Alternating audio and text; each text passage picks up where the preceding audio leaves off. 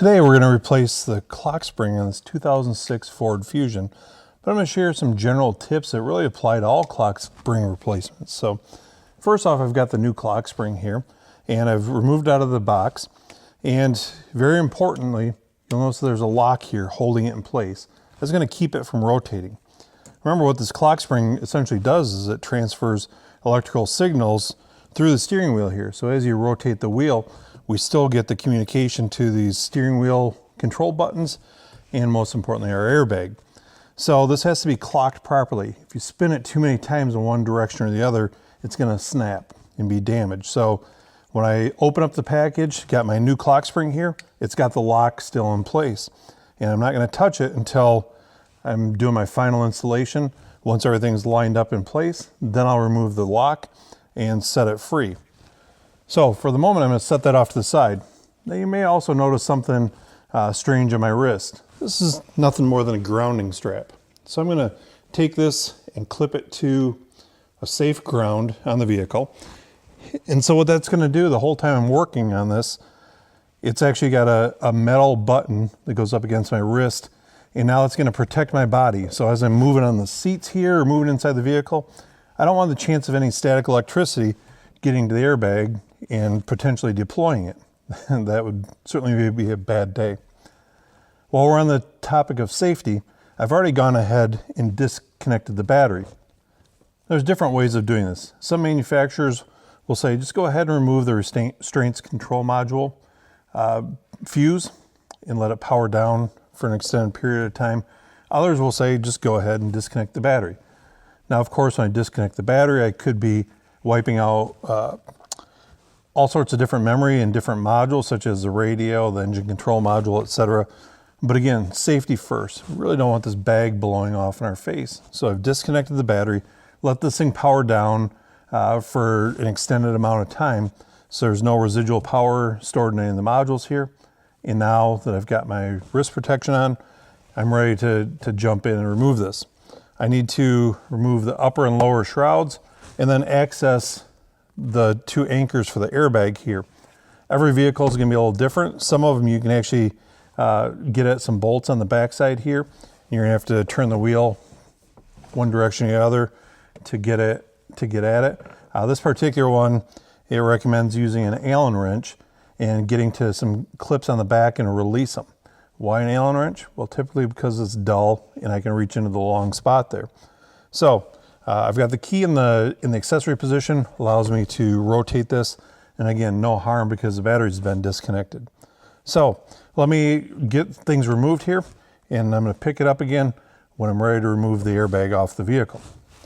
Well, now that I've used my Allen wrench in the access holes on both sides here, I pulled the top and bottom covers off the steering column. There's just 3 Phillips screws holding that in place. And so now my airbag is loose. Now I need to take a little 90-degree pick and release the locks on these connectors here. These are locked in place, so we don't want to just snap them off. So very carefully, I'm going to lift that lock up there, and then that's going to release the connector. And you can see they're color-coded for our convenience, so we put them back in the same place. There. Now my airbag is off the vehicle and out of the way. Now I really don't need my static strap either, because really the real danger we could do here is with the airbag.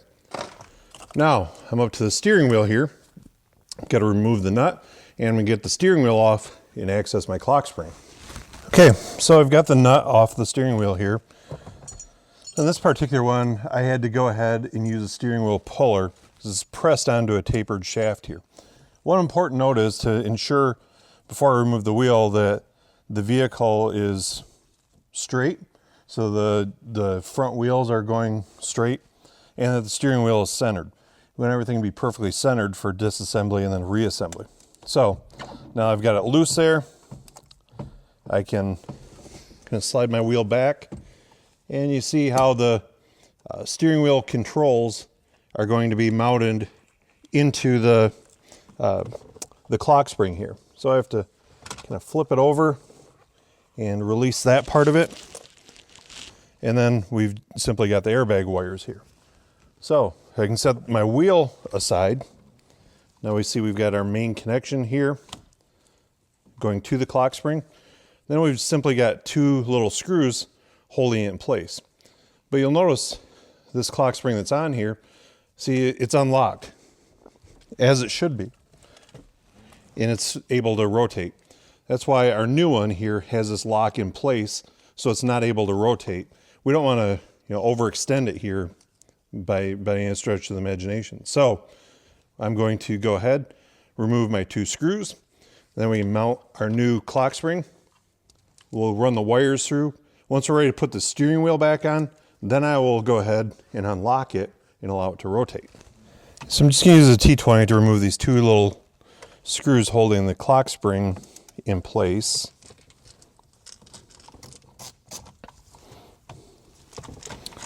So once I've got those off, we've got our clock spring out and ready to be discarded.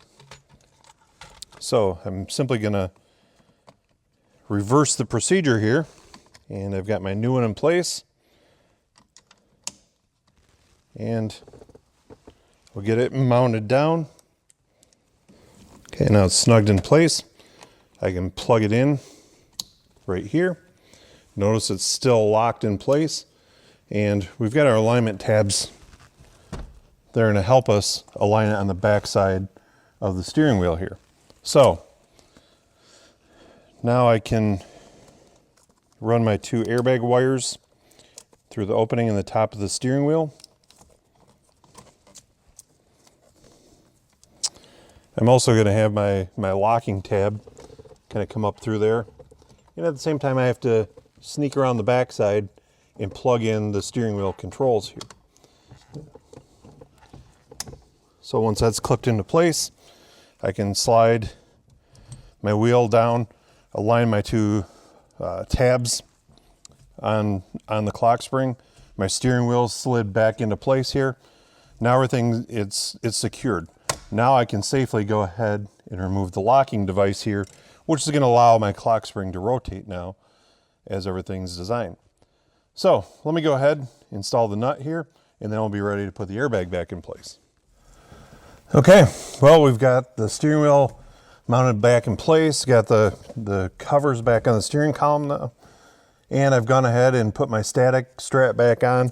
Now we're ready to grab the airbag here, and this is where, again, I'm using caution. As I'm sliding across the seat here, I don't want to build up any static electricity that might inadvertently set off this bag while it's in my hand or too close to my face. So, with everything back in place here, I'm going to plug in my connectors, color code it again, and then lock them in place so they're not coming out. So got the orange one in, connect the yellow, lock it in, and we'll line up our tabs on the airbag and click it into place. Now it's locked in there. So the job is almost done. Now remember, we started out by disconnecting the battery. I'm going to go ahead and hook up the battery.